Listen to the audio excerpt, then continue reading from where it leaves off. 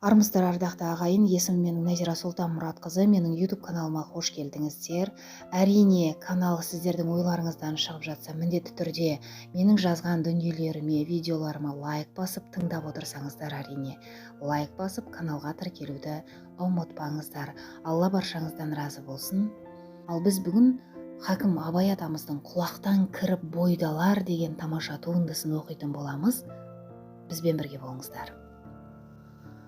Құлақтан кіріп бойдалар, жақсы ән мен тәтті күй, көңілге түрлі ой салар, әнді сүйсең менше сүй, дүние ойдан шығады, өзімді өзім ұмытып, көңілім әнді ұғады, жүрегім бойды жылытып. Аңсаған шөлде су тапса, бас қоймай ма бастауға, біреу түртсе, я қақса, бой тоқтамас жасқауға. Бір күйгізіп, сүйгізіп, ескі өмірді тіргізер, өмір тонын кигізіп, жоқты бар ғып жүргізер. Есткендей болады, құлағы ескі сыбырды, ескі ойға көңілім толады, тірілтіп өткен құрғырды. Ішіп терең бойлаймын өткен күннің уларын, және шын деп ойлаймын жұрттың жалған шуларын.